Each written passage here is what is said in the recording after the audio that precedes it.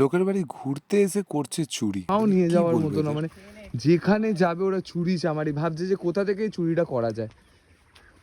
ভাই সোনা ধরা পড়লে শিয়াল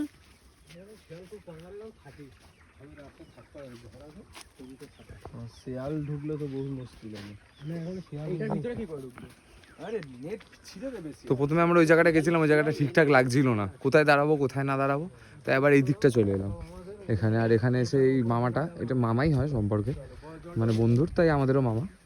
তো এখানে দেখতে পাচ্ছ এই যে, এ চোর কাম বেবি,